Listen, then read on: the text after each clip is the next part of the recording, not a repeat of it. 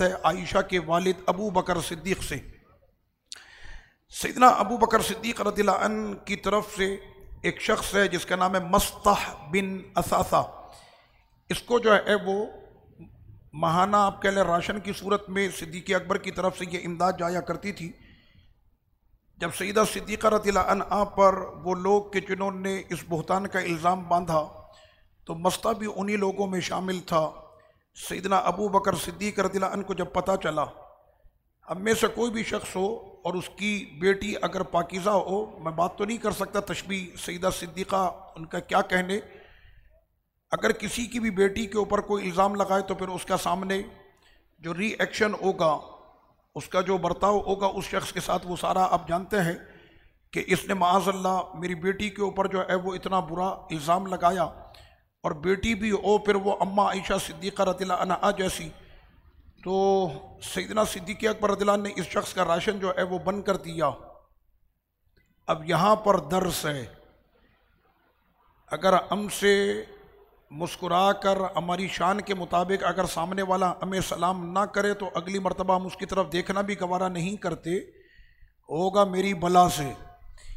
لیکن سیدنا صدیق اکبر رضی اللہ عنہ رب کی بارگاہ میں اتنے مقبول ہیں، ہمارا بچہ اگر غلطی کرے تو بڑے اس کو سمجھاتے ہیں، اساتذہ اس کو سمجھاتے ہیں، ملک و ملت کے علماء اور پیران اعظام اسے سمجھاتے ہیں، لیکن ابو بکر صدیق رب کی بارگاہ میں اتنا مقبول ہے کہ ابو بکر نے ادھر اس کا راشن بند کیا تو میرا رب صدیق اکبر کو سمجھا رہا ہے۔ قرآن کی آیت اتری اور کس شان کے ساتھ اللہ پاک نے صدیق اکبر رضی اللہ عنہ کو سمجھایا۔ ایک ہوتا ہے کہ آرڈر آئے، صرف وہ رب ہے آرڈر کرے، ابو بکر راشن دیتے تھے بند کر دیا جاری کرو، نہیں، انداز دیکھے قرآن کا، اے فضل والے، ابو بکر کو کہا جا رہا رضی اللہ عنہ کہ تم میں سے جو فضل والے لوگ ہیں، جو قرابت داروں کا، جو محتاجوں کا، جو مہاجرین کا، ان سب کا خیال کرتے ہیں، اور ساتھ میں اللہ نے ان کے دل کو اتنا وسیع کیا ہے کہ زمانے کی بڑی سی بڑی بری خبریں بھی ان کو آ جائیں تو وہ اپنے دل میں نفرت نہیں رکھتے بلکہ معاف کرتے ہیں۔ ابو بکر آپ ان میں آپ معاف کیجئے اور فوری طور پر اس کا راشن جاری کیجئے۔ سرور کونین صلی اللہ علیہ وسلم نے صدیق اکبر رضی اللہ عنہ کو بلایا، فرمایا ابو بکر ایسا معاملہ ہے؟ کہنے لگے بالکل ایسا ہی معاملہ ہے۔ راشن بند کر دیا؟ کہنا جی حضور بند کر دیا، ادھر تم نے بند کیا، ادھر رب نے آسمان کے دروازے کھول دیا، قرآن کی آیت اتر گئی ہے۔ تو یہ وہ لوگ ہیں کہ جن کی اصلاح کے لیے میرا رب قرآن کی آیتیں نازل فرماتا، سبحان اللہ۔ اس کے بعد اگلی آیت میں فرمایا کہ بے شک وہ لوگ کہ جو پاکیزہ عورتوں پر بہتان لگاتے ہیں اور ایسی عورتیں کہ جو خود اس میں شامل ہو کر وہ غافل ہیں مومنات میں سے، اور وہ پاکیزہ عورتوں کی طرف جو ہے وہ بہتان لگاتی ہیں، ان کے اوپر دنیا آخرت میں لعنت ہے، اور ان کے لیے رب کریم نے بہت بڑا عذاب بنایا ہے۔ میں نے ابھی آپ کو پہلے بھی بتایا تھا اور اب دوبارہ یہ بتا رہا ہوں، اگر کوئی شخص کسی شخص کے سامنے یہ کہے بھائی ہمارے خاندان میں تو سارے کے سارے پاکیزہ تھے، علماء فرماتے ہیں اس کو بھی کوڑے پڑیں گے، یعنی اس نے باتوں باتوں کے اندر اشارہ یہ کیا کہ ہمارے خاندان میں تو کوئی بدکار تھا ہی نہیں۔ کیا مطلب؟ تمہارے خاندان میں ہے۔ اگر اس انداز میں بھی اس نے کہا نا بھائی ہماری تو نسلوں کے اندر کوئی بدکار تھا ہی نہیں، تو سامنے والے کو طنز کر رہا ہے وہ، تو خیر وہاں پر اس کو دیکھ لیا جائے گا۔ تو یہ معاملہ بڑا حساس ہے، زبانوں کو بہت زیادہ کنٹرول کرنا ہے۔ آقا علیہ السلام نے فرمایا کہ سب سے زیادہ لوگ جہنم میں جانے کا جو سبب بنے گا وہ یہ زبان ہے۔ اللہ پاک ہماری زبانوں پر قابو عطا فرمائے۔ آیت نمبر 40 میں میرے رب نے اپنی شان کی ایک جو ہے وہ نشانی کا ذکر فرمایا کہ اس تاریک سمندر کے بارے میں تمہارا کیا خیال ہے؟ آپ نے سمندر کا نام سنا ہے؟ عربی میں کہتے ہیں بحر اللج، لج لام اور جیم۔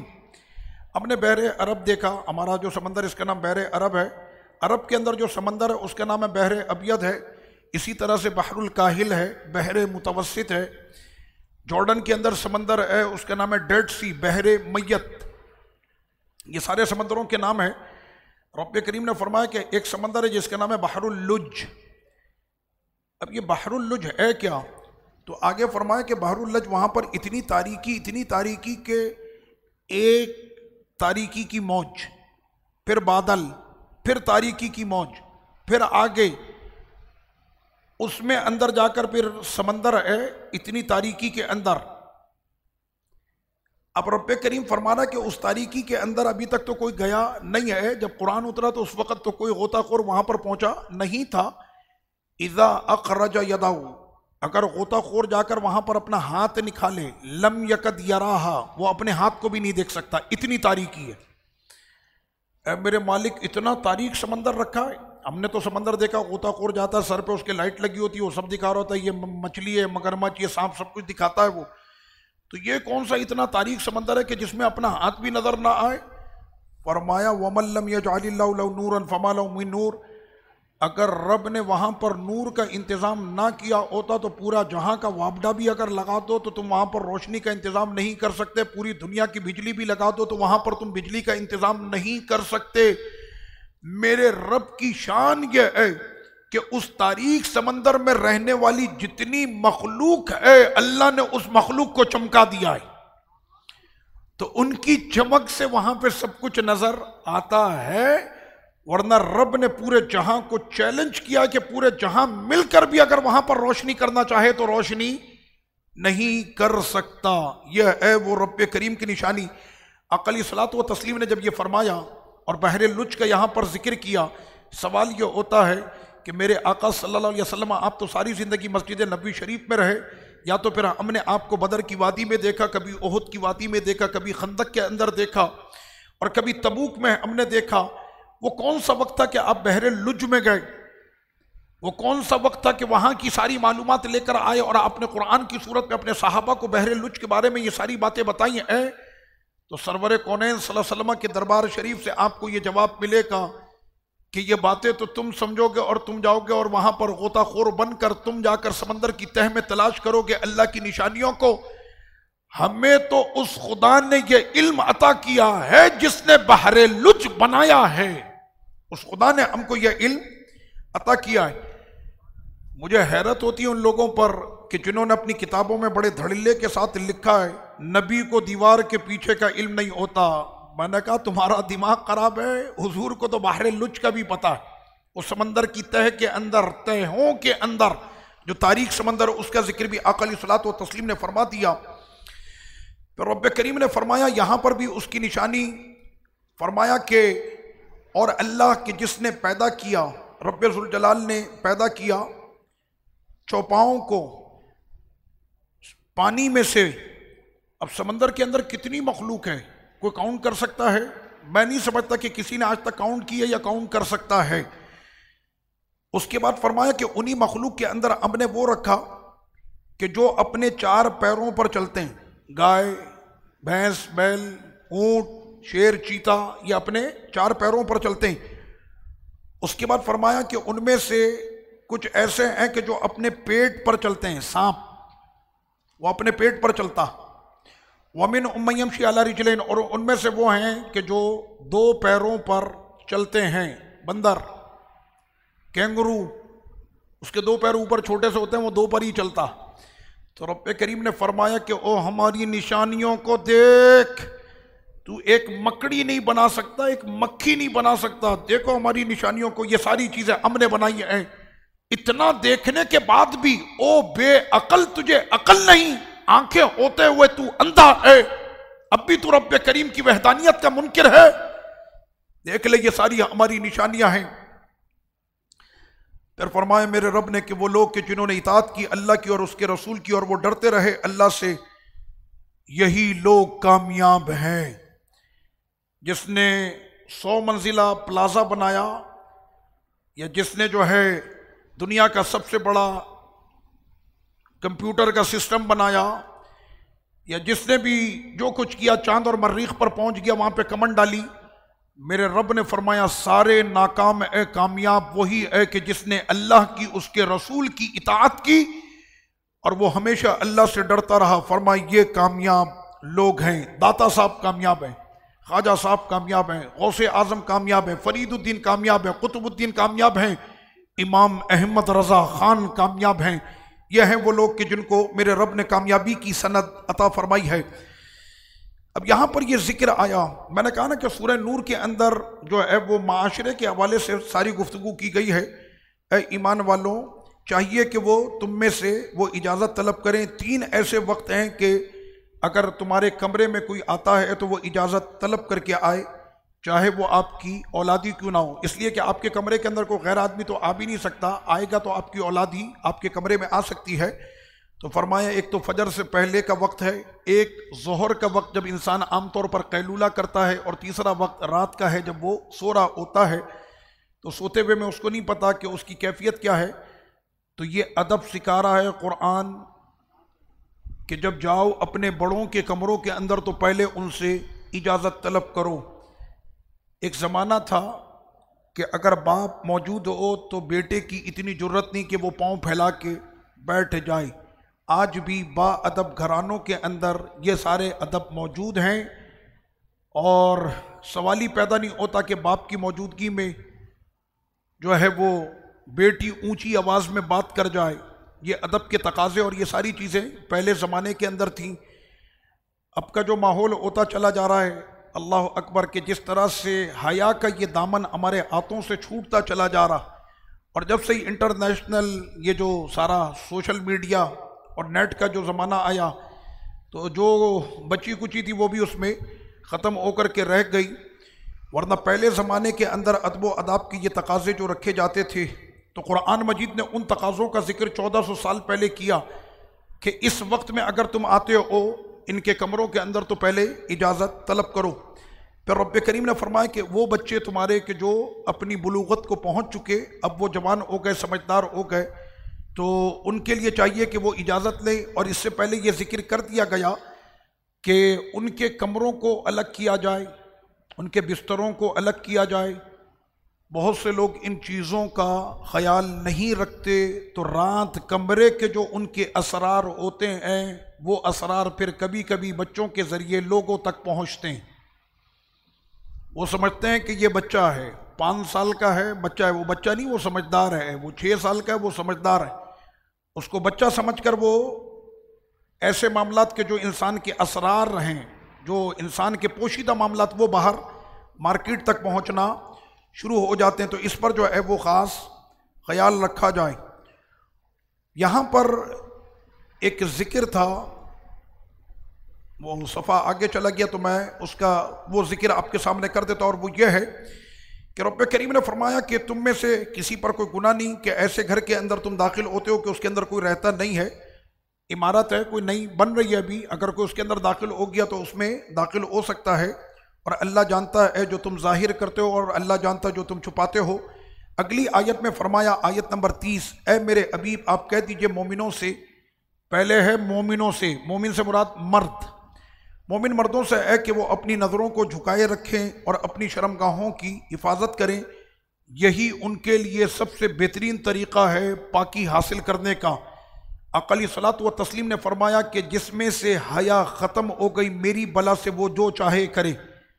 حیا ایمان ہے، حیا ایمان ہے۔ اس کی اگلی آیت میں پھر فرمایا، اے میرے حبیب آپ کہہ دیجئے مومنات سے، اب عورتوں سے ذکر ہو رہا ہے کہ وہ بھی اپنی نظریں جھکائے رکھے۔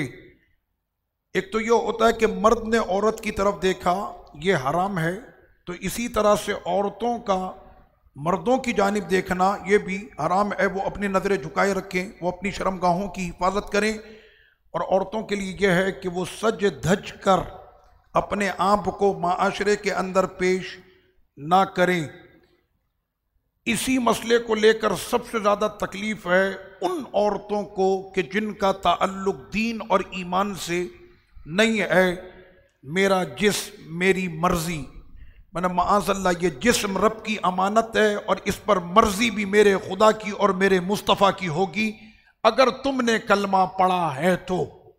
اگر کلمہ نہیں پڑھا اور دین اور اسلام سے تمہارا کوئی تعلق نہیں، پھر جو چاہے کرتے رہو۔ میرے آقا نے بھی اجازت دی ہے۔ کیا اجازت؟ جس کے پاس حیا نہیں وہ جو چاہے کرے میری بلا سے۔ کیا مطلب؟ میرا اس سے کوئی تعلق نہیں ہے۔ جس کے پاس حیا ختم ہو گئی، تو عورتوں کے لیے تو یہاں تک کا ذکر کر دیا کہ وہ ایسی چپلیں، ایسی سینڈلیں نہ پہنے کہ جس میں کھٹ کھٹ کی آواز آتی ہے۔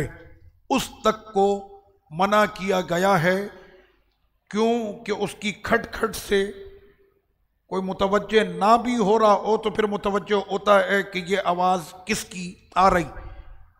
عورتیں پرفیوم لگا کر باہر جو نکلتی ہیں ان کو چاہیے کہ پھر 3 مرتبہ ایسا غسل کریں جیسے غسل جنابت کا ہوتا ہے،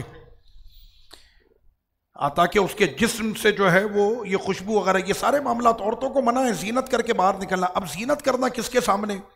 اگر اس کا بھائی ہے، سب سے پہلے تو شوہر ہے، اگر وہ شوہر کے سامنے سجتی ہے تو حقی شوہر کا ہے کہ بیوی سجے اپنے شوہر کے لیے، لیکن اگر بھائی اس ضمن میں آ جاتا ہے، ابا آ جاتے ہیں، سسر صاحب آ جاتے ہیں، چچا آ جاتے ہیں، ماموں آ جاتے ہیں کہ جن سے پردہ نہیں ہے تو ان کے سامنے وہ آ سکتی ہے، لیکن حقیقت میں زینت کا تعلق ہی۔ بعض گھروں کے اندر کی یہ رپورٹیں آئیں کہ اس طرح کے اب لباس گھروں کے اندر آ گئے، بیٹی سے کیا پردہ، بیٹے سے کیا پردہ، معاذ اللہ۔ دیکھیں پردہ پردہ ہے، لیکن پردے کے ساتھ ایک چیز ہے حیا۔ حیا بہت بڑی اہم چیز ہے۔ اب اس طرح کے کپڑے اگر ماں پہنے، اور بچپن سے بیٹی ماں کو دیکھ رہی ہے کہ میری اماں گھر کے اندر اس طرح کے کپڑے پہنتی ہے جو نامناسب ہیں، تو ہرگز ایسے کپڑے نہ پہنے جائیں۔ تو یہ سارے ذکر رب کریم نے سورت کے اندر فرما دیے۔ پردے کا سب سے زیادہ عورتوں کے لیے حکم فرمایا گیا پردے کا، اور مردوں کو یہ حکم دیا گیا کہ اے مردوں، یہ عورتیں تمہارے ذمے میں ہیں، اگر یہ بگڑی تو ان کے ساتھ جو ہوگا سو ہوگا، ساتھ میں تم کو بھی پکڑا جائے گا، کیونکہ یہ تمہاری نگہبانی میں تھی۔ اس لیے بار بار جہاں پر بھی عورتوں کا حکم آتا ہے تو اس میں مخاطب کس کو کیا جاتا ہے؟ مردوں کو مخاطب کیا جاتا ہے۔ اولاد کا ذمہ دار باپ ہے، بیوی کا ذمہ دار شوہر ہے، تو شوہر صاحب سے یہ پوچھا جائے گا کہ آپ نے اپنی زوجہ کو پردے میں کیوں نہیں رکھا۔ میں نے بالکل مختصر کر کے آپ کے سامنے یہ مسئلہ بیان کر دیا۔ پھر رب کریم نے فرمایا وہ گھر کتنے پیارے ہیں کہ جن میں اللہ کا ذکر کیا جاتا ہے، اور اللہ کے ذکر سے ان گھروں کے اندر آواز بلند ہوتی ہے۔ گانوں سے بلند نہ ہو، فلموں اور ڈراموں سے آواز بلند نہ ہو۔ مسلمانوں کے گھروں میں اگر آواز بلند بھی ہو تو سبحان اللہ کی، الحمدللہ کی، اللہ اکبر کی، یا تلاوت قرآن کی۔ فرمایا وہ بہت پیارے گھر ہیں کہ جہاں پر صبح و شام اللہ کی تسبیح پڑھی جاتی ہے۔ اللہ پاک ہمارے گھروں کو ایسا بنا دے۔ آقا علیہ الصلوۃ والتسلیم نے فرمایا کہ وہ گھر کہ جن میں نور نہیں، رحمت نہیں، برکت نہیں، اور وہ گھر ویران ہیں۔ یہاں تو صبح سے لے کر شام تک پارٹیاں ہو رہی ہیں، آپ کیسے کہہ رہے ہیں کہ یہ ویران گھر ہے؟ میرے آقا نے فرمایا کہ جن گھروں کے اندر اللہ کا ذکر نہیں ہوتا، قرآن کی تلاوتیں نہیں ہوتی، وہ ویران ہیں۔ تو رب کریم ہمارے گھروں کو آباد رکھے اپنے ذکر سے۔ پھر رب کریم نے فرمایا یہاں پر بھی یہ حکم آ رہا ہے کہ آپ کے گھر میں رہنے والے کچھ ایسے لوگ ہیں کہ جن کا تعلق گھر سے ہوتا۔ نوکر، بہت سے گھر پہلے زمانے میں خادموں کا سلسلہ ہوتا تھا، آج کل نوکروں کا ہے، پہلے غلاموں کا ہوتا تھا۔ اب تو خیر پورا ملک ہی اتنا قرضہ کھا کے بیٹھا ہوا، IMF کا کہتے ہیں کہ ملک کا ایک ایک بچہ غلام ہے۔ اللہ تعالیٰ ہمیں ان قرضوں سے نجات دے، اور جنہوں نے حرام کھایا ہے ان سے بھی نجات دے۔ کھایا تو کسی اور نے ہے، بھگتنا ہمیں پڑ رہا ہے۔ تو یہ جو گھروں کے اندر نوکر ہوتے ہیں، یہ شرفو ہر گھر میں ہوتا ہے۔ وہ شرفو نام ہوتا ہے نا اس کا، شرفو روٹی لیا ہے۔ اچھا، خاتون خانہ جو ہیں وہ سب سے پردہ کرتی ہیں، لگتا ایسا کہ شرفو مردی نہیں ہے، اشرفو سے پردہ نہیں ہوتا، سمجھ رہے آپ؟ ہاں، تو گھر کا جو نوکر ہے اس سے تو اور زیادہ بچنا ہے۔ آپ جانتے ہیں آقا علیہ الصلوۃ والتسلیم نے فرمایا دیور موت ہے۔ دیور میں دونوں ہیں، جیڑ بھی دیور بھی۔ باہر کا بندہ گھر کے اندر نہیں آ سکتا، مشکل ہے، لیکن یہ تو صاحب گھر کے اندر موجود ہیں۔ بات سمجھ میں آ رہی ہے؟ ہمارے یہاں بہت سی عورتیں، بہت سی خواتین کہ باہر نکلتی ہیں وہ پردہ کرتی ہیں، لیکن وہ کہتی ہیں کہ ہم کیا کریں، ہمارے گھروں کے اندر ہم لوگ مکس رہتے ہیں، مشترکہ ہمارا گھر ہے، 2 بھائی 3 بھائی، تو پھر ان کو یہ چاہیے کہ وہ حتی الامکان یہ کوشش کریں کہ اپنے جسموں کو ڈھانپ کر رکھیں، بڑی چادریں اوڑھ کر رکھیں، اور جس ٹائم پر ان کو پتہ ہو کہ گھر کے مرد آ رہے ہیں، اچھا اس میں مردوں کو بھی کہوں گا کہ وہ اس بات کا خیال رکھیں، کہ اپنے گھروں کے اندر جب وہ آئیں اور جائیں، عرب کے اندر ایک طریقہ ہے، وہ جب گھروں کے اندر آتے اور جاتے ہیں تو وہ آواز لگاتے یاللہ یاللہ، یعنی باہر سے ہی وہ آواز لگانا شروع کر دیتا یاللہ یاللہ، یا اللہ نہیں کہتا، وہ کہتا یاللہ، یعنی ہوشیار ہو جاؤ کوئی آ رہا ہے۔ تو اندر اگر کوئی معاملہ ہوتا ہے تو وہ کہہ دیتے ہیں انتظر، رک جاؤ، یعنی ہم چادریں اوڑھ لیں، تو وہ پہلے سے اطلاع کر دیتے۔ ایک عادت ہماری یہاں بڑی خراب ہے، بیل بجا کے یوں کھڑا ہوگا سامنے۔ آپ کو پتہ ہے دروازے پر آنے کے آداب بھی قرآن نے بیان کیے ہیں، بیل بجاؤ، کتنی مرتبہ بجانے کا حکم ہے کسی کو پتہ ہے؟ 3 دفعہ، ہاں 3 دفعہ، 1 مرتبہ، اور یہ نہیں ہے کہ 3 دفعہ بیل پہ ہاتھ رکھ کے بھول گئے، 1 منٹ تک بج رہی ہے تو بج رہی ہے، نہیں، 1 دستک، تھوڑی دیر کے بعد دوسری دستک، تھوڑی دیر کے بعد تیسری دستک، کھل گیا دروازہ ٹھیک ہے، نہیں کھلا تو اس گمان کے ساتھ پلٹنا، یہ نہیں ہے اس نے آئی میں سے دیکھ لیا ہوگا، جان کے دروازہ نہیں کھولنا، اس گمان کے ساتھ پلٹنا، ہو سکتا ہے میرا بھائی سو رہا ہو سکتا ہے نماز پڑھ رہا ہو سکتا ہے استنجے میں ہو سکتا ہے ایسی کیفیت میں ہو کہ یہ ابھی دروازہ نہیں کھول سکتا۔ آقا علیہ السلام نے فرمایا کہ اپنے بھائی کے لیے اگر تمہیں 70 بہانے بھی تلاش کرنے ہوں تو کر لینا، مگر اس کے لیے بدگمانی نہیں کرنا۔ لیکن اس میں بھی پھر میں آگے ایک بات یہ کہوں گا کہ کچھ ایسے بھی ہیں کہ واقعی میں نہیں کھولتے، تو پھر وہ اس کی بد اخلاقی میں چلی جائے گی۔ یہ معاملہ کہ اگر اس کو کوئی بھی حاجت اور محتاجی نہیں تھی اور اس کے باوجود بھی اس نے آنے والے مہمان کا استقبال نہیں کیا، تو آقا علیہ الصلوۃ والتسلیم نے فرمایا کہ مہمان کا استقبال تو وہی کرتا جو اللہ اور قیامت کے دن پر ایمان رکھتا، جو پکا مومن ہے وہ اپنے مہمان کا استقبال کرتا ہے۔ تو ان تمام چیزوں کا خیال رکھنا ہے۔ اچھا وہ بیل بجانے کے بعد کیا کرنا ہے؟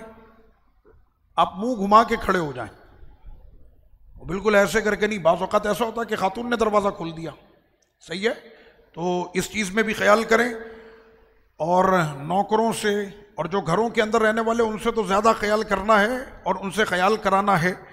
اللہ پاک ہماری بہنوں کو ان باتوں کی سمجھ عطا فرمائے۔ پردہ کرتی ہے، اچھا خاصا پردہ کرتی، لیکن گھر میں آنے کے بعد پتہ نہیں کیا ہو جاتا ہے کہ معاملہ۔ لیکن اب میں یہ دیکھ رہا ہوں کہ قوم کے اندر بہت زیادہ اب سمجھداری آ رہی ہے، ہماری بہنیں الحمدللہ شریعت مطہرہ کی طرف اب بہت تیزی کے ساتھ عمل کر رہی ہیں۔ اب ان کو یہ پتہ چل گیا ہے کہ یہ دنیا کی زینت 4 دن کی ہے، پھر وہی قبر ہے، یا تو اپنی زندگی کے اندر اس قبر کو روشن کرنے کی تیاری کر لو، نہیں تو پھر تیار رہو حضور کے فرمان کے مطابق، یا تو یہ قبر جنت کے باغوں میں سے ایک باغ بنے گی یا جہنم کے گڑھوں میں سے ایک گڑھا بنے گی۔ اللہ پاک قرآن پاک کی برکت سے ہماری قبروں کو جنت کا باغ بنائے، اور جو ہمارے پیارے گزر گئے ان کی قبروں کو بھی جنت کا باغ بنائے۔ پھر رب کریم نے فرمایا آیت نمبر 63 میں، میرے رسول کی پکار کو تم ایسا نہیں سمجھو جیسے تم آپس میں ایک دوسرے کو پکارتے ہو۔ صحابی نماز پڑھ لیتے، آقا علیہ الصلوۃ والتسلیم نے ان کو پکارا، انہوں نے اپنی نماز مکمل کی، آقا علیہ الصلوۃ والتسلیم کے دربار شریف میں پہنچے، جلال میں میرے سرکار نے فرمایا کہاں تھے، کہاں رہ گئے تھے؟ کہنے لگے یا رسول اللہ صلی اللہ علیہ وسلم، میں اپنی نماز پڑھ رہا تھا اور میں اپنی نماز مکمل کر کے آیا ہوں۔ تم نے رب کا یہ فرمان نہیں سنا، جب اللہ اور اس کا رسول بلائے تو فوری طور پر آؤ، ہم سے بات کر کے واپس جا کر اپنی نماز وہیں سے مکمل کر لینا، کیونکہ ہمارے پاس آنے سے، ہم سے بات کرنے سے تمہاری نماز ٹوٹتی نہیں بلکہ تمہاری نماز کامل ہوتی ہے۔ نبی سے گفتگو کرنے سے نماز نہیں ٹوٹتی، نماز ٹوٹے گی، نماز کامل ہوتی ہے، ورنہ پھر میں تحویل قبلے کی بات کروں، نبی کے پیچھے تو قبلہ بدلنا پڑے گا، اور رب نے فرمایا یہ امتحان تھا، امتحان، ہم یہ دیکھ رہے تھے کہ کون ہے جو قبلے کے ساتھ کھڑا رہتا ہے اور کون ہے جو نبی کے ساتھ منہ پھیر لیتا ہے، یہ امتحان تھا۔ اور نمازیں کسی کی بھی نہیں ٹوٹی۔ سورہ فرقان بڑی مبارک یہ سورت ہے، اور اس میں بھی رب کریم نے ساری برکتوں کا ذکر کیا، لیکن ہم سورہ فرقان کے اندر آپ کو وہ مسئلہ بیان کرتے ہیں۔ رب کریم نے فرمایا کیا وہ گمان کرتے ہیں، بہت سارے ایسے لوگ ہیں، بہت سارے۔ ایک بات یہ ذہن میں رکھیے گا کہ رب کریم نے فرمایا قلیل، ایک لفظ ہے قرآن میں بار بار آتا ہے قلیل۔ قلیل کا مطلب تھوڑا، ہمارے یہاں بھی کہتے ہیں نا قلیل، قلت، تھوڑا۔ تھوڑے سے بندے ہیں شکر کرنے والے، تھوڑے سے بندے ہیں سمجھدار، تھوڑے سے بندے ہیں عقل والے، تھوڑے سے۔ اے میرے مالک 1400 سال پہلے یہ ذکر ہو رہا ہے، آج جب ہم نے دنیا کا نقشہ دیکھا تو ہمیں پتہ چل گیا کہ سب سے بڑا جو ہے مذہب وہ عیسائی ہے۔ عیسائی مذہب کے بعد جو دوسرا مذہب ہے وہ بدھسٹ ہے، تیسرا جو مذہب ہے وہ اسلام ہے، تیسرا مذہب اسلام ہے۔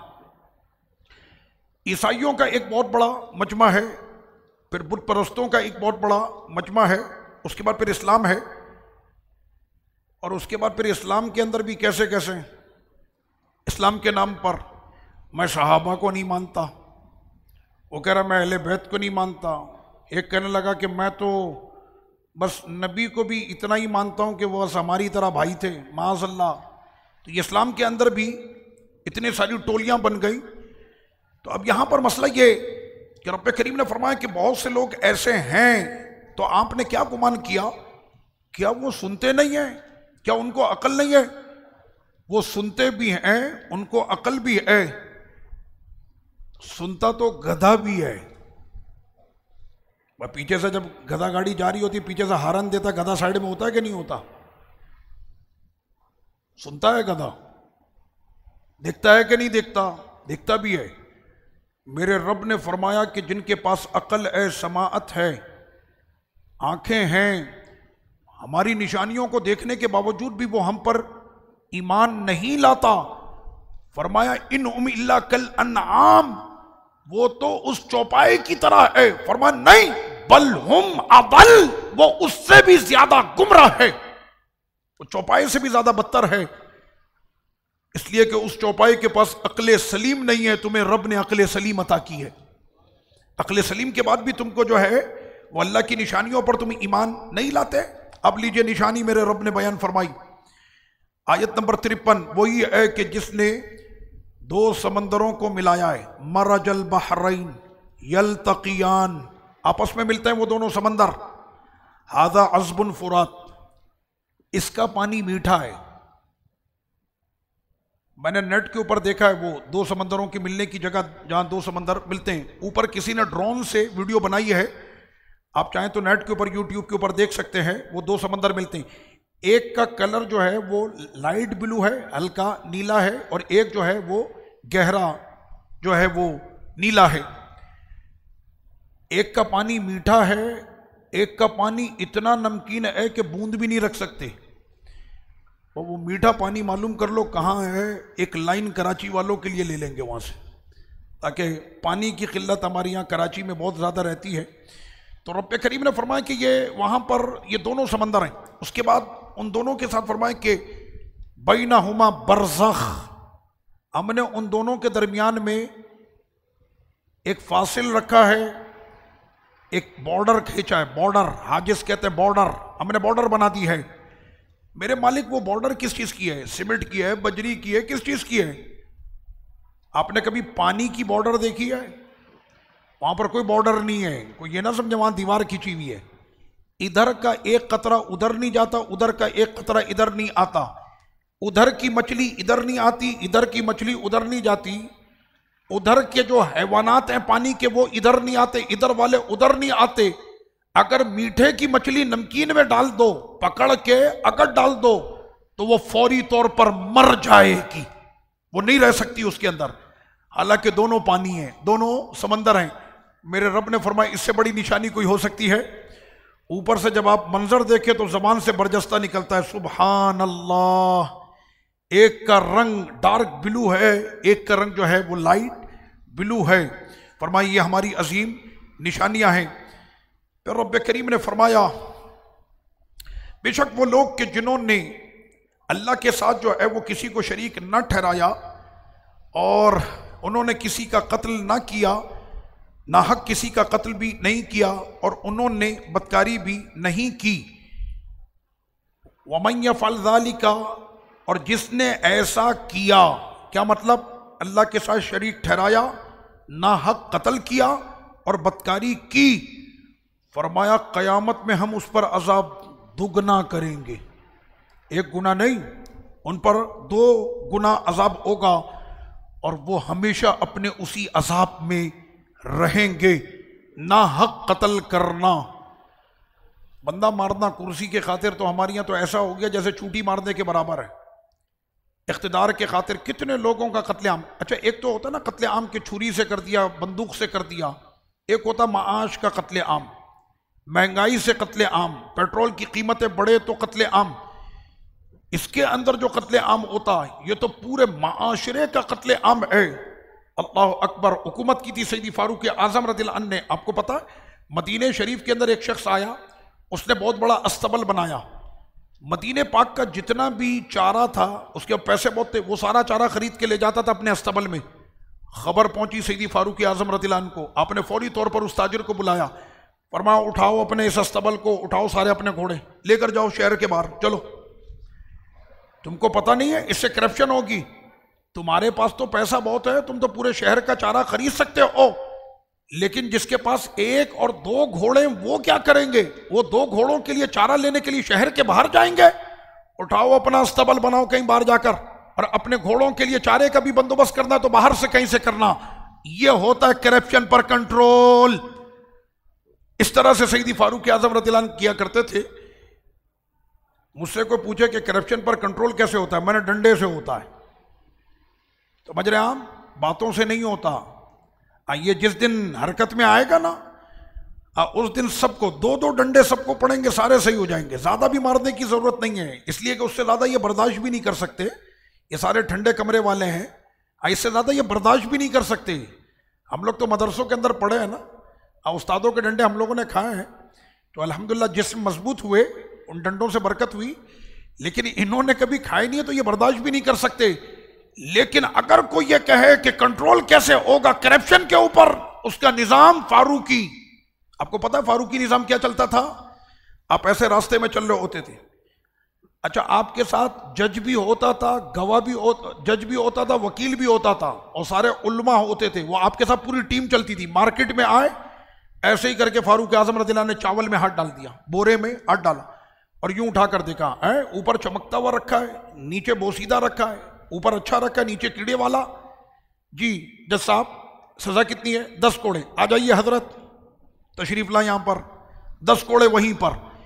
یہ تھا وہ ڈنڈا کہ جس نے 22 لاکھ مربع میل پر سیدھا کر کے رکھا ہوا تھا سب کو۔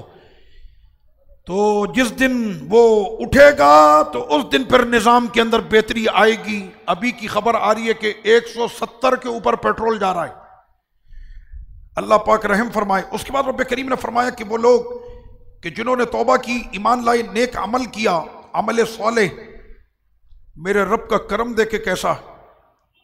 اسی لیے قرآن بار بار آپ کو کہتا ہے، اسلام بار بار آپ کو کہتا ہے مایوس مت ہونا، مایوس مت ہونا۔ دیگر جتنے بھی مذاہب ہیں نا ان میں مایوسی ہے۔ دنیا میں جتنی خودکشی غیر اسلام میں کی جاتی ہے، غیر اسلام سے ہٹ کر جن مذاہب کے اندر خودکشی کی جاتی، کیوں کہ بندہ جب مایوسی میں مبتلا ہوتا ہے تو پھر وہ سمجھتا ہے کہ میری جو نجات ہے وہ خودکشی کے اندر ہے۔ اسلام نے کہا کبھی نہیں کرنا، اس لیے کہ جس حالت کے اندر تم خودکشی کرو گے، اگر جلا کے مارا تو قبر میں قیامت تک جلایا جائے گا، اگر کسی نوکدار آلے سے اپنے آپ کو قتل کیا تو قیامت تک وہ نوکدار آلے سے اپنے آپ کو وہ قبر میں مارتا رہے گا، اگر کسی اونچی عمارت سے اس نے اپنے آپ کو پھینکا تو وہ قیامت تک ایسے کرتا رہے گا۔ اسلام نے خودکشی کو اتنی سختی کے ساتھ روکا ہے، اور قرآن نے بار بار کہا مایوس مت ہونا۔ 50 سال عمر گزر گئی، 60 سال عمر گزر گئی، یہ میں اپنی بات نہیں کر رہا، اس ملت کی بات نہیں، میں تو بات کر رہا ہوں اس زمانے کی جب اسلام آیا۔ آقا علیہ الصلوۃ والتسلیم کی بارگاہ میں پہنچے، جنہوں نے سیدنا امیر حمزہ رضی اللہ عنہ کو شہید کیا تھا. کیا نام ہے صحابی کا؟ حضرت نہیں، نام بتائیں. سیدنا وحشی رضی اللہ تعالی عنہ. میں نے کہا سیدنا وحشی، آپ ان کو سیدنا کہتے ہیں؟ میں نے کہا جب آقا نے معاف کر دیا تو ہم کون ہوتے ہیں ان کو پکڑنے والے؟ جب میرے سرکار نے صحابیت کا درجہ دے دیا تو میں اور آپ کون ہوتے ہیں؟ مجھے امیر حمزہ سے بہت محبت ہے، میں کبھی بھی ان کو سیدنا نہیں کہوں گا. میں نے کہا وہ مقام صحابیت پر پہنچ گئے. زمانے کے تمام غوث قطب ابدال سارے ولیوں کو بھی جمع کر لو تو ایک صحابی کی نالین کو نہیں پہنچ سکتے. یہ مقام ہے، مقام صحابیت، کہ جنہوں نے ایمان کے ساتھ آقا علیہ الصلوۃ والتسلیم کو دیکھا ہے. تو سیدنا وحشی رضی اللہ عنہ آقا علیہ السلام کی بارگاہ میں وہ کہنے لگے کہ اگر میں توبہ کروں تو ملے گا کیا؟ آقا علیہ الصلوۃ والتسلیم نے اب جانتے کیا فرمایا؟ میرے رب نے قرآن کی آیتیں اتاری، جس نے توبہ کی، ایمان لایا، نیک عمل کیے، اس کی ماضی کی زندگی میں ہونے والے جتنے گناہ ہیں ہم اسے نیکیوں میں بدل دیں گے. اس کو ہم نیکیوں میں بدل دیں گے. یہ ہے رب کریم کا وہ کرم جو قرآن مجید کی اس آیت میں رب کریم نے فرمایا ہے. لیکن شرط یہ ہے کہ صدق دل سے وہ توبہ کرے. ایک جو ہماری یہاں چل رہی ہے نا کراچی والی، اللہ توبہ اللہ توبہ، یہ والی نہیں. صدق دل سے. صدق دل سے توبہ سمجھتے ہیں اپنے گناہ پر شرمندہ ہو، اللہ سے پکی معافی مانگے اور استحکام اور عزم مصمم کرے آج کے بعد یہ گناہ اب میں نہیں کروں گا. اس کو کہتے ہیں توبہ. پھر رب کریم نے فرمایا وہ لوگ کہ جو جھوٹی گواہیاں دیتے ہیں. قرآن مجید نے کوئی بھی چیپٹر نہیں چھوڑا ہے، ہر ایک کی بات کی ہے. جھوٹی گواہی دینے والے، اللہ اکبر، ہمارے یہاں تو جھوٹی گواہیوں کا تو ایک پورا پنڈال ہے. آپ سٹی کورٹ چلے جائیں، 50 روپے میں آپ کو گواہ ملے گا، 100 روپے میں آپ کو گواہ ملے گا، 100 روپے 100 روپے. اچھا مسئلہ یہ ہے کہ وہ جو گواہ ہے نا یا جو گواہ بنتا ہے وہ پکڑ کے لانے والے بھی ہمارے کانسٹیبل ہوتے ہیں. اچھا آپ کو چاہیے ابھی 2 بندے لے کر آؤ، او بھائی تو نے ابھی یہ بات کرنی ہے، ہاں یہ بولنا ہے جج کے سامنے، یہی بولنا جو تم کو سمجھایا نا یہ تم نے بولنا ہے جج کے سامنے. وہ بیچارہ ہے فقیر آدمی، اس کو دیے 200 روپے. وہ کہنے لگا بھائی دن بھر کی دیہاڑی ہو گئی، بولنا کیا ہے؟ کہنے یہ بولنا ہے. اس کو کچھ نہیں پتا، اس کو 200 روپے چاہیے. لیکن اس کے 200 روپے کے چکر میں اس کی جو قبر ہو رہی ہے وہ آگ سے بھری جا رہی ہے. اس لیے اس کی گواہی پر یا تو کسی شریف آدمی کا بیڑا غرق ہوگا یا کسی خبیث کو رہائی ملے گی اس کی گواہی پر. ہلکا مسئلہ سمجھ رہے ہیں؟ اس لیے رب کریم نے فرمایا کہ وہ لوگ کہ جو جھوٹی گواہیاں دیتے ہیں وہ تیاری کر لیں، ان پر رب کریم کا جو شدید عذاب ہونے والا.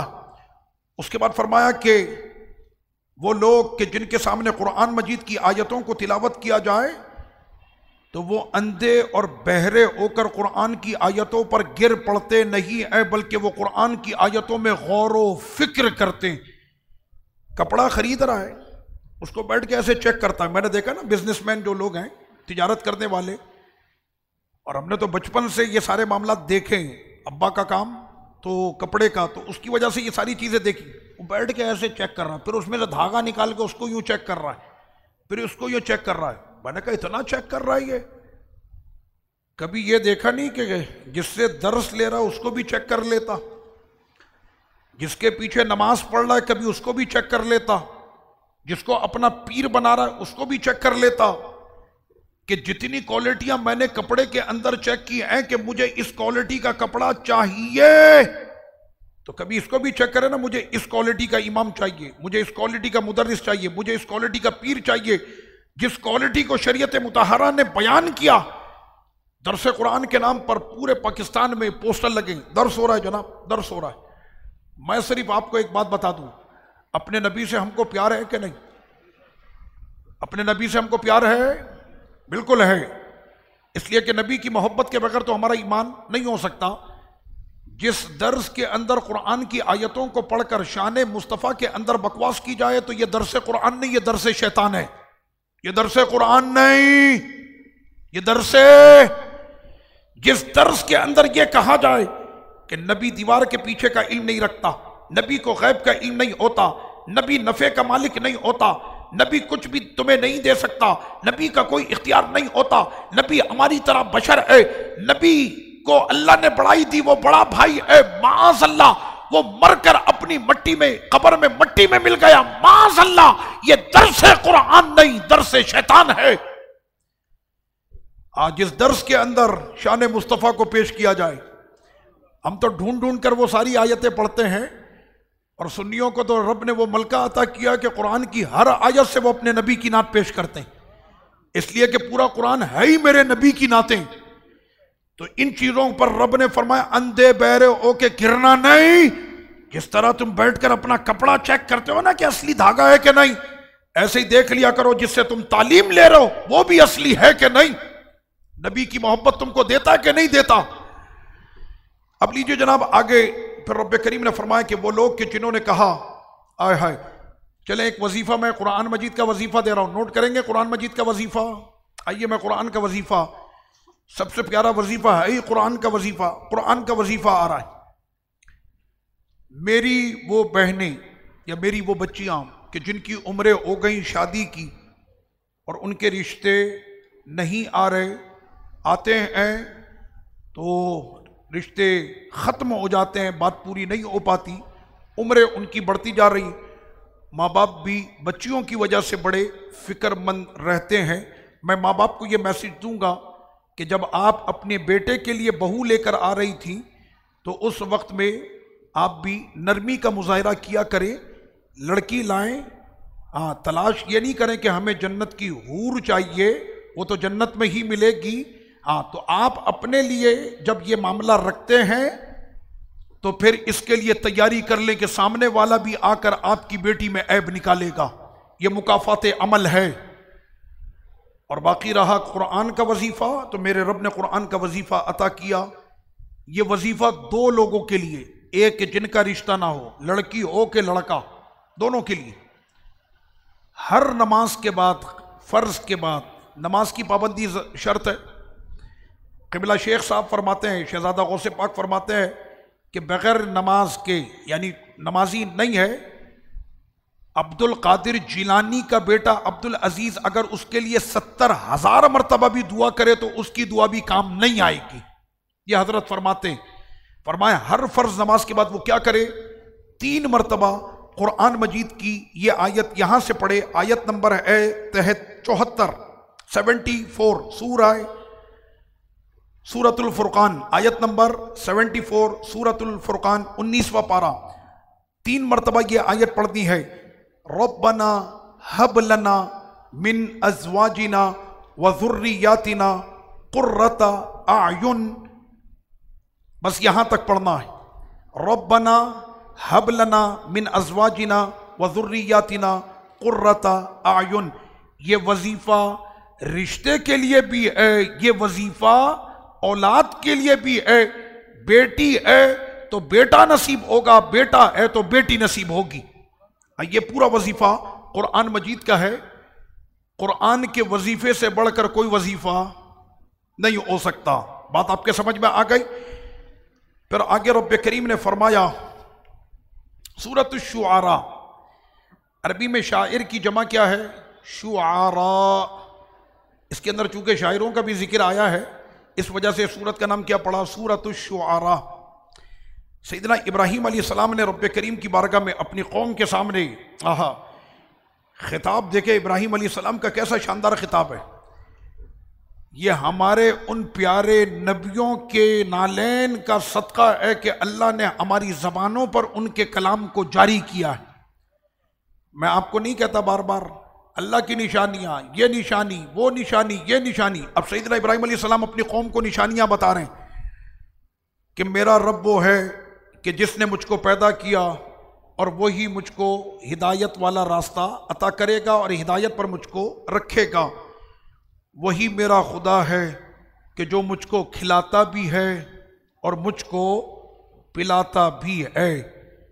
نعرہ پاکستان میں جب سے بنا یہ لگ رہا ہے روٹی کپڑا مکان میں دوں گا، میں نے تمہارا باپ بھی نہیں دے سکتا، تم تو خود محتاج ہو، روٹی کپڑے مکان کا وعدہ میرے خدا نے بہت پہلے کر دیا کہ کپڑا بھی ہے اور روٹی بھی ہے، پانی بھی ہے، باغ بھی ہے، پھل بھی ہے، سبزی بھی ہے۔ تم چاہے جتنی بھی مہنگائی کر دو، تمہاری مہنگائی سے اللہ کے بندوں پر کوئی اثر نہیں پڑے گا۔ کیوں؟ رزق کا مالک میرا خدا ہے۔ ایمان مومن کا اس پر ہونا چاہیے۔ میں تو اس زمانے کی بات کر رہا ہوں جب ڈالر ہی نہیں تھا۔ آج کل تو یہی بات ہوتی ہے نا کہ جناب مارکیٹ کے اندر ڈالر کی ویلیو بہت بڑھ گئی ہے، ڈالر کی ویلیو بڑھ گئی۔ میں نے کہا آقا علیہ السلام کے زمانے میں کون سا ڈالر تھا، کون سا یورو تھا، کون سا پاؤنڈ تھا؟ لیکن یہ اس زمانے کی بات میں کر رہا ہوں کہ مسجد نبوی کے باہر ہیرے جواہرات کے ڈھیر پڑے رہتے تھے اور اٹھانے والا کوئی نہیں ہوتا تھا۔ یہ مسلمانوں کے وہ عظیم تاریخی دن تھے۔ عمر بن عبدالعزیز رضی اللہ عنہ کے دور حکومت تک یہ سلسلہ جاری رہا کہ زکوٰۃ دینے والے تو ہوتے تھے پر زکوٰۃ لینے والا کوئی نہیں ہوتا تھا۔ یہ مسلمانوں کی تاریخ ہے۔ ٹیکنالوجی کے اوپر بات ہو رہی ہے۔ میں نے کہا کون سی ٹیکنالوجی؟ چاند پر پہنچ گئے، دنیا کی جو ہے وہ مضبوط ترین جو ہے ملکوں میں تمہارا شمار ہے، لیکن اس کے باوجود حال تمہارا کیا ہے؟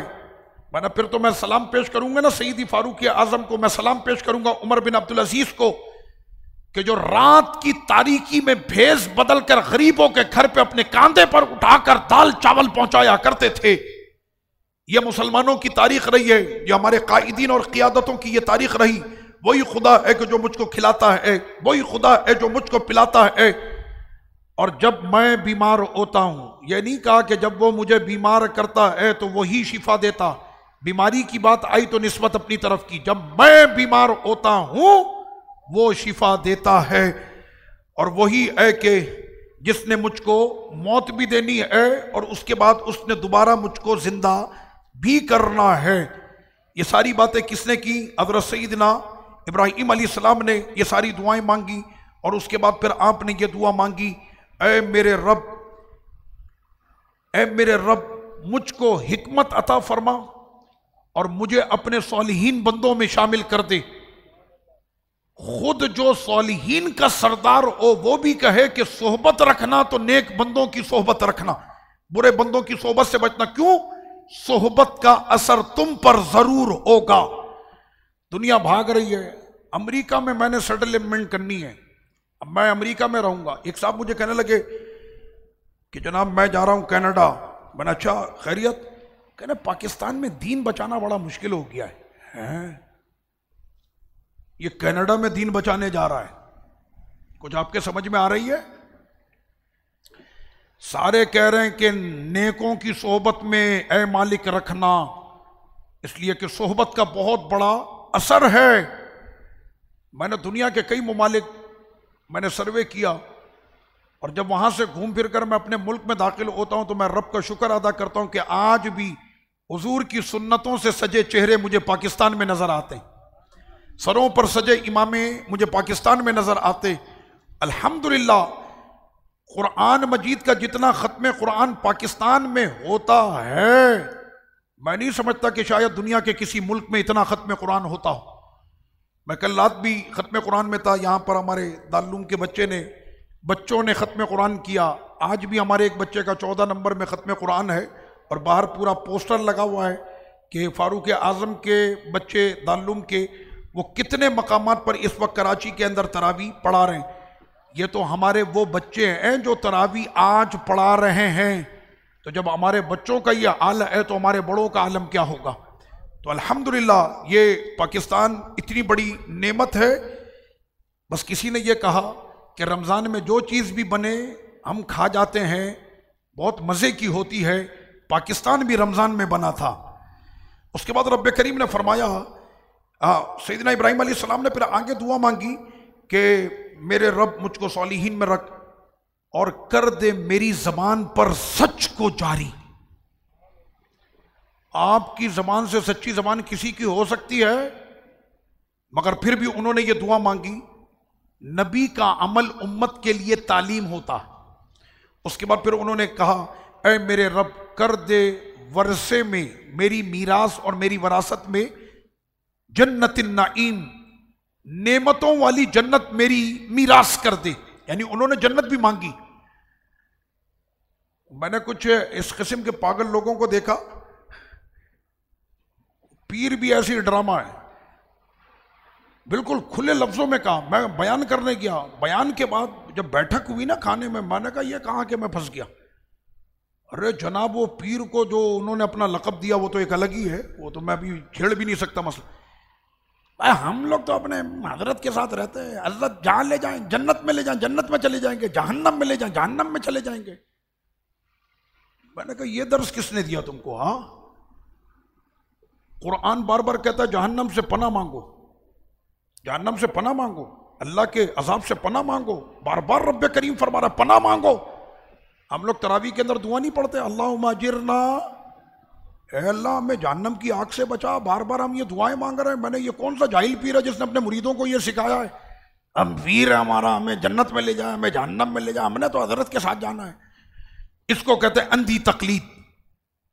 وہ پیر بھی ہوشیار ہے، وہ سب سے مال بٹور رہا ہے، وہ کہتا ہے بابا تم لوگ ٹینشن نہیں لو، میں جہنم میں بھی رہوں گا نا تو تم لوگ کو کولڈ ڈرنک پلاتا رہوں گا وہاں پہ، معاذ اللہ۔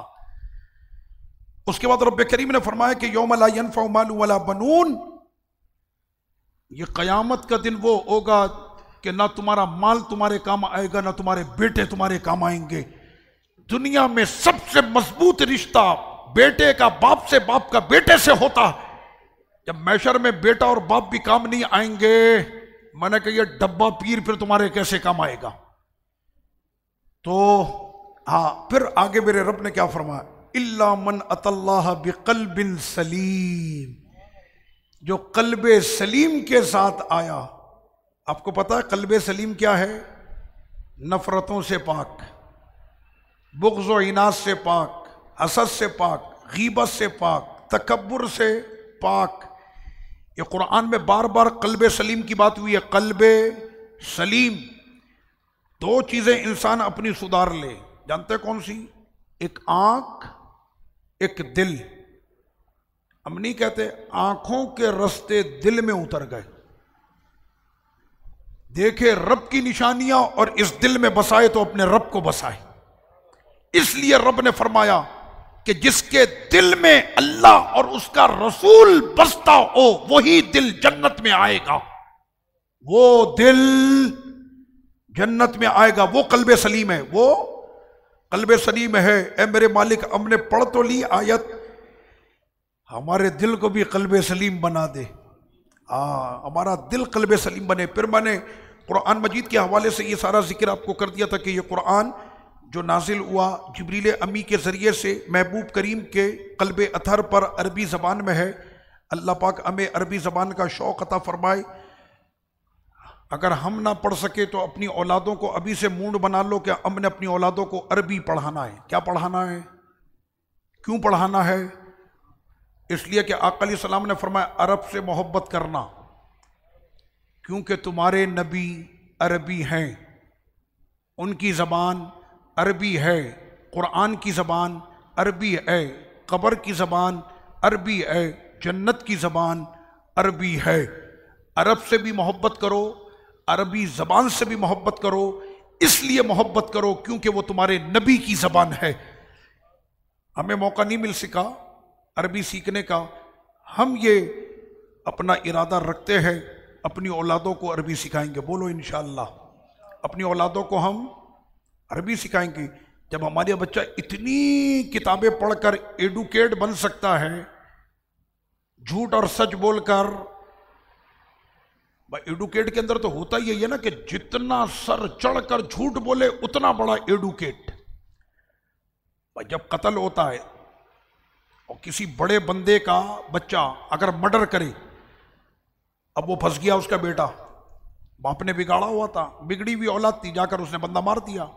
اس طرح کے کیس پاکستان میں آئے کہ نہیں آئے؟ اب میں نام لوں گا تو پھر آپ کہیں گے مولانا نام لینا شروع کر دیا آپ نے۔ تو آتے ہیں نا اس طرح کے کیسز۔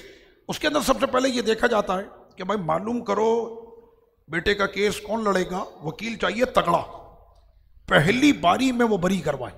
ایسا چاہیے ہمیں، پیسے کی فکر نہیں، پیسہ بہت ہے۔ کہنے لگے فلاں ہے، کہنے کیوں؟ کہنا ایسے آپ کے بچے کو نکالے گا جیسے آٹے میں سے بال کو نکالتے ہیں، اتنا کلیئر نکالے گا۔ اس کے بعد کمال کیا ہے، کہہ رہے حضرت وہ ایسے پیپر بنا کر ثابت کرے گا کہ اس وقت میں آپ کا بچہ زمین پہ تھا ہی نہیں، وہ تو چاند پر تھا، وہ ایسا ثابت کر دے گا۔ اس کو کہتے ہیں ایڈوکیٹ، یہ بہت بڑا ایڈوکیٹ ہے۔ معاذ اللہ، رب کی عدالت لگنی ہے، سب تیاری کر لیں۔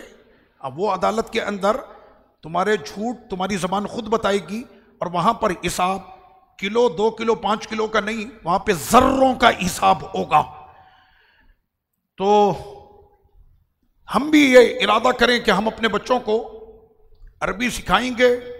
جب ایڈوکیٹ، انجینئر، ڈاکٹر یہ ہمارے بچے بنتے ہیں، بننے چاہیے، کوئی مسئلہ نہیں، لیکن سب سے پہلے حضور کا غلام بنے، سب سے پہلے وہ دین کا وفادار بنے۔ اللہ کی محبت اور اس کے نبی کی محبت سب سے پہلے اس کے دل میں ہونی چاہیے۔ اب تو ہمارے یہاں پتہ نہیں بچوں کو کیا کیا سکھا دیا گیا ہے۔ کوئی کہہ رہا ہے سب سے پہلے میرا لیڈر ہے، سب سے پہلے میرا سیاسی لیڈر ہے۔ انہوں نے معاذ اللہ ایسے ایسے جاہل لوگ پڑے ہیں، وہ مسلمان اپنے آپ کو کہتے ہیں۔ کسی نے کہا کہ تم اپنے لیڈر کو کہاں تک مانتے ہو؟ کہنے میں خدا کی بھی نہیں مانتا، میں اپنی لیڈر کی مانتا ہوں۔ ایسے لوگ موجود ہیں معاذ اللہ۔ تو اللہ رسول کی محبت جن کے دلوں میں پیدا ہو گئی تو انشاءاللہ امید ہے کہ قیامت تک یہ راہ صراط مستقیم سے بھٹکے گا نہیں، اگر اس کے اندر یہ پیدا ہو گئی۔ تو ہم نے عربی کا الحمدللہ انتظام کیا، ارادہ کیا، پر رب نے جو ہے وہ غیب سے مدد فرمائی۔ پورے پاکستان سے اس وقت 36 بچے وہ دمشق میں زیر تعلیم ہیں، اور الحمدللہ ہر سال کے اندر طلبہ کی وہ تعداد بڑھ رہی ہے۔ جو طلبہ ہمارے انٹر میں پہنچے تھے، اب ہمارے ان میں سے طلبہ انٹر کر کے BA پارٹ 1 میں پہنچ گئے ہیں۔ عربی زبان ان کو اتنی آتی ہے کہ جو بات میں یہاں پر اردو میں کر رہا ہوں وہ اسی طرح سے آپ کے سامنے عربی میں گفتگو کر سکتے ہیں۔ پھر رب کریم نے فرمایا کہ اے میرے حبیب، یہ شعراء یہ بھٹکی ہوئی وادی کے لوگ ہیں، اور ان کی عادت یہ ہوتی ہے یہ جو کہتے ہیں نا یہ وہ کرتے نہیں۔ شعر ابھی شروع بھی نہیں ہوا، اچھا سامنے بھی سارے وہ بیٹھے ہوتے ہیں شعراء، ابھی اس نے شعر بولا ایک گلاب، واہ واہ واہ واہ، ابے بھائی ایک گلاب ابھی کوئی بات ہی نہیں ہوئی، واہ واہ واہ واہ واہ واہ واہ واہ۔ تو ان لوگوں کی یہ حرکت کو دیکھ کر، اچھا فصاحت اور بلاغت یہ وہ شعراء نہیں ہیں ہمارے والے، یہ اس زمانے کے شعراء کی بات ہو رہی ہے، امرؤ القیس زمانہ جاہلیت کے، کہ جن کی فصاحت اور بلاغت کی کتابیں آج بھی عربی زبان سیکھنے کے لیے پڑھائی جاتی ہیں۔ وہ اتنے فصیح اور بلیغ لوگ تھے، ان کی شعراء۔ لیکن میرے آقا علیہ الصلوۃ والتسلیم نے جب ان کے سامنے قرآن کی آیتیں پڑھی تو سب کی بولتی بند ہو گئی۔ تیرے آگے یوں ہیں دبے لچے فصحا عرب کے بڑے بڑے، کوئی جانے منہ میں زبان نہیں، نہیں بلکہ جسم میں جان نہیں۔ صاحب چپ۔ ولید بن مغیرہ سب سے بڑا فصیح اور بلیغ تھا، ابو جہل کے محل میں جا کر اس کو کہتا، ابو جہل تو مان نہ مان، رب کعبہ کی قسم ہے، محمد عربی نے جو کلام سنایا ہے ایسا کلام نہ کوئی جن لا سکتا ہے نہ کوئی انسان لا سکتا ہے، ماننا پڑے گا کہ یہ کلام خدا کا کلام ہے۔ یہ ہے قرآن کی فصاحت اور بلاغت۔ اب ہمیں تو نہیں آتی، اس لیے میں نے کہا کہ خود نہیں پڑھ سکے اولادوں کو ہم عربی پڑھائیں گے، تاکہ بچے آ کر بتائیں گے بابا قرآن کی فصاحت اور بلاغت یہ ہے۔ تو شعراء کا یہاں پر رد کیا گیا، یہ جو کہتے ہیں یہ کرتے نہیں، یہ جو کہتے ہیں وہ کرتے نہیں۔ شاعروں کی بات آئے تو میں ایک شاعر کا ذکر کروں گا، اس شاعر سے مجھے بڑی محبت ہے، اعلیٰ حضرت امام احمد رضا خان محدث بریلوی رضی اللہ عنہ، کہ جن کا شورۂ آفاق کلام، امام اہل سنت کا آپ صرف قصیدہ معراجیہ پڑھیں، یہ میں آپ کو دعوت دے رہا ہوں، قصیدہ معراجیہ جو آپ نے معراج شریف پر لکھا ہے۔ میں نے کہا حضور نے تو معراج شریف اپنی ادا فرمائی، تو حضور نے جو معراج فرمائی ہے وہ حضور کی شان، وہ معراج حضور جانتے ہیں کیسی تھی۔ ہم تو امام احمد رضا خان کا جب کلام پڑھتے ہیں تو ہماری عقلیں گھوم جاتی ہیں، کہاں سے آئے تھے، کہاں گئے تھے، کدھر گئے تھے، کتنی تیز گئے تھے، فرشتوں کے پر تھکے تھے. وہ جو اس کے اندر امام اہل سنت فصاحت اور بلاغت اردو کی جو اس کے اندر پیش کی ہے وہ کمال کی ہے. لیکن قرآن نے یہ کہا کہ شاعر کہتا ہے وہ کرتا نہیں. شاعر کے گھر میں چور آیا، پکڑ لیا شاعر نے، کہنا تھانے جائے گا یا میرے شعر سنے گا. اس نے کہا حضور شعر سننے میں عافیت ہے، اندر بند ہوا تو پٹائی پڑے گی. کہنا سنو پھر شعر، واہ واہ ضرور کرنی ہے. یہ شاعروں کی عادت ہے، اگر آپ نے واہ واہ نہیں کی وہ اگلا شعر سنائے گا بھی نہیں آپ کو. تھوڑی دیر اس نے اپنے اشعار سنائے اور اس کے بعد چور اب کہتا ہے شاعر کو کہ جناب والا اگر آپ مجھ کو تھانے پہنچا دے تو آپ کی بڑی مہربانی، میں آپ کے یہ اشعار سننے اور برداشت کرنے کے قابل نہیں ہوں. یہ کہتے کچھ ہے کرتے کچھ ہیں. اعلیٰ حضرت فاضل بریلوی رضی اللہ عنہ کی شاعری کیا شاعری ہے. بات آئی شاعری کی تو میں نے کی. امام اہل سنت نے وہ کمال کی شاعری کی ہے کہ اس دور میں اگر امرؤ القیس جیسا بھی شاعر ہوتا تو امام اہل سنت کے سامنے وہ بھی کچھ نہیں ہوتا. جو کمال کیا فاضل بریلوی رضی اللہ عنہ. اور شاعری کہاں؟ وہ شاعری کی جو جائز ہے، وہ شاعری کی جو امرؤ القیس کی آپ شاعری پڑھیں گے نا کان پکڑ کے توبہ کریں گے، اتنی گندی شاعری کی ہے اس نے. لیکن اس میں جو اس نے فصاحت اور بلاغت استعمال کی ہے، یعنی ہمارے یہاں مدارس میں درس نظامی میں اس کی کتاب سبع معلقہ پڑھائی جاتی ہے. اس لیے پڑھائی جاتی ہے تاکہ طالب علم کے پاس فصیح اور بلیغ الفاظ کی ویکیبلری جو ہے وہ جمع ہو جائے. معانی کی طرف کوئی بھی نہیں جاتا. اور میں یہاں پہ ذکر بھی نہیں کر سکتا کہ اس نے اس کے اندر جو خرافات لکھی ہیں، تو انہی وجہوں سے ان شعراء کی قرآن نے تردید کی کہ یہ جب آتے ہیں ایسی بے ڈھنگی باتیں کر رہے ہوتے ہیں. یعنی جس کو اسلام نے کیا کہا، سب سے اچھا مسلمان کون ہے؟ بات کرے تو مقصد کی، کام کرے تو مطلب کا، وہ سب سے اچھا مسلمان ہے. بیجا کی بات وہ نہیں کرے گا، بیجا کا کام وہ نہیں کرے گا. مومن کی یہ شان نہیں ہو سکتی، یہ آقا نے فرمایا. تو امام اہل سنت نے جو کمال کی شاعری کی. اچھا شعراء کیا لکھا، کچھ ہوتا کچھ نہیں ہے. امام اہل سنت کے کلام سے یہ پتہ چلتا ہے کہ فاضل بریلوی رضی اللہ. اچھا آپ کے پاس لوگ آ کر اپنے کلام درست کرواتے تھے اس زمانے کے شعراء. تو فاضل بریلوی رضی اللہ عنہ کے پاس ایک شاعر آئے، کہنے لگے کہ میں نے ایک کلام لکھا ہے، آپ سن کر اس کی تصحیح کر دیں. امام اہل سنت نے فرمایا جی سنائیں. تو انہوں نے اپنا یہ شعر سنایا. کب این درخت حضرت والا کے سامنے، مجنوں کھڑے ہیں خیمہ لیلا کے سامنے. آقا علیہ السلام کی بارگاہ میں درخت بھی ایسے جھک کر حاضر ہوتے تھے سلام پیش کرنے کے لیے. تو انہوں نے اس کو مثال دی، کب جھک گئے، جس کو ہم کہتے ہیں کبڑا. تو کب این درخت حضرت والا کے سامنے، مجنوں کھڑے ہیں خیمہ لیلا کے سامنے. درختوں کو تشبیہ کس سے دی؟ مجنوں سے. اور حضور کے آستانے کو تشبیہ کس سے دی؟ خیمہ لیلا. امام اہل سنت نے فرمایا شاعر صاحب آپ کا دماغ تو درست ہے، یہ کیا آپ نے شاعری کر دی؟ یہ شعر اس طرح سے نہیں لکھا جائے گا، بلکہ آپ اس کو یوں لکھیں، کب این درخت حضرت والا کے سامنے، قدسی کھڑے ہیں عرش معلا کے سامنے. اس طرح سے یہ شعر لکھا جائے گا. آپ نے کہاں ملا دیا لے جا کر. تو یہ والی جو شاعری ہے یہ جائز ہے. کیوں؟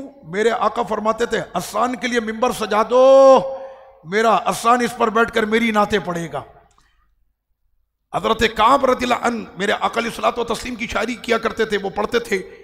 فرمایا میری نعت تو پڑھتے رہا کر، اللہ تمہارے منہ کو سلامت رکھے. فرماتے ہیں ان کے بڑھاپے کے سبب جسم کے دیگر جو اعضاء تھے وہ کمزور پڑے، لیکن ان کے مرتے دم تک ان کے پورے دانت موجود تھے، کیونکہ سرکار نے دعا دی تھی اللہ تمہارے منہ کو سلامت رکھے. یہ دعا ہے میرے سرکار کی نعت خانوں کے لیے. مگر وہ نعت خان پھر حضور کا نعت خان ہو، نوٹ خان نہ ہو، نعت خان ہو. اور وہ نعت خان یہ کہتے ہیں کہ ہم نے صرف ٹھنڈے کمروں کے اندر ٹھنڈی گاڑیوں میں بیٹھ کر ہم نے نعتیں نہیں پڑھی ہیں، ہم نے احد کی وادی میں اپنے پھٹے سڑ اور چرے ہوئے سینوں میں بھی ہم نے نعتیں پڑھی ہیں، ہم نے بدر کی وادی میں بھی اپنے نبی کی نعتیں پڑھی، خندق کے اندر بھی کہ جب موت ہمارے سروں پر منڈلا رہی تھی ہم تو وہاں پر بھی اپنے نبی کی نعتیں پڑھ رہے تھے. وہ حضور کے نعت خواں تھے، انہوں نے نعتیں پڑھی. آج کل تو یہ بزنس ہو گیا ہے. اللہ تعالیٰ بزنس سے محفوظ رکھے. بھلے ایک شعر میں اپنے نبی کی نعت کا پڑھوں، بس حضور کی بارگاہ میں مقبول ہو جائے، میرا بیڑا پار ہے۔ بس یہ اصل میں جو ہے وہ سلسلہ اللہ پاک ہم سب کو سمجھ عطا فرمائے قرآن مجید کی ان مبارک آیتوں سے۔ کیا ہے؟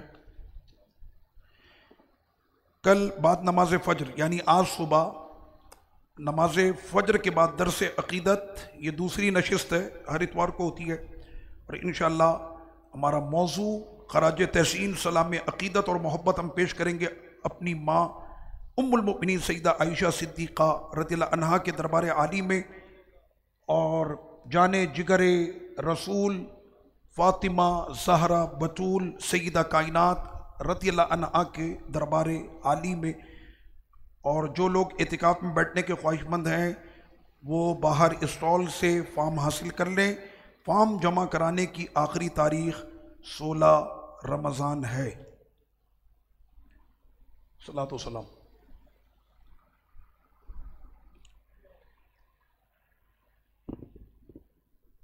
مصطفیٰ جان رحمت پہ لاکھوں سلام، شمع بز میں ہدایت پہ لاکھوں سلام، مصطفیٰ جان رحمت پہ لاکھوں سلام، فتح باب نبوت پہ بے حد درود، فتح باب نبوت پہ بے حد درود، فتح باب نبوت پہ بے حد درود، ختم دورے رسالت پہ لاکھوں سلام، مصطفیٰ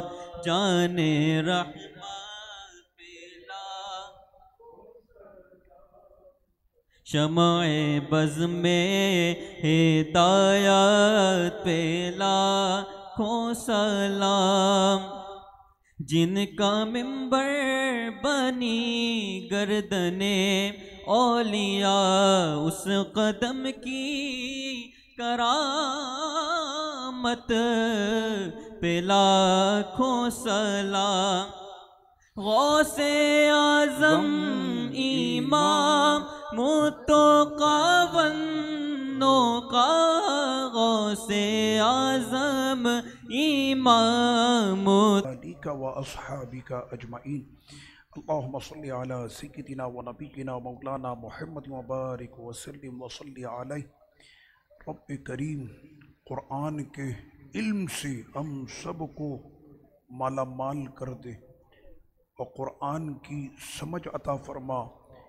یہ جو اتنا دوری ہو گئی قرآن سے، اے مالک اب ہمیں پھر قرآن کے قریب کر دے، قرآن کو ہمارے دلوں میں منتقل کر دے، ہماری نسلوں کی زبانوں پہ قرآن کی آیتوں کو جاری کر دے۔ اے میرے مالک اب ہمیں دوبارہ سے مخلوق قرآنی کر دے، اس قرآن کو ہمارا جینا مرنا قرآن کے ساتھ کر دے، مرتے دم تک اس قرآن سے عقیدت عطا فرما۔ رمضان ماہ قرآن کی برکت سے اے مالک اب اس قرآن کو ہم سے جدا نہ فرما، محروم نہ فرما۔ رمضان کے بعد بھی اس قرآن سے ہمیں ویسے ہی وابستہ رکھ، ہمیں قرآن کی سمجھ کا علم حاصل کرنے کی توفیق عطا فرما۔ ہماری نسلوں کو، ہماری عورتوں کو، ہمارے بچیوں کو، ہمارے بچوں کو اے مالک قرآن کا ذوق عطا کر دے، قرآن کا شوق عطا کر دے۔ پورے جہاں میں مسلمان جہاں بھی ہیں اے میرے مالک ان کو قرآن سے وابستہ کر دے۔ ساری چیزیں بعد میں اے میرے مالک پہلے اس کتاب سے مسلمانوں کی وابستگی کر دے۔ ہماری دعاؤں کو اپنی بارگاہ میں قرآن صاحب قرآن کے صدقے اپنی بارگاہ میں قبول فرما۔ وصلی اللہ وسلم علی سیدنا محمد وعلی آلہ وصحبہ اجمعین برحمتک یا ارحم الراحمین۔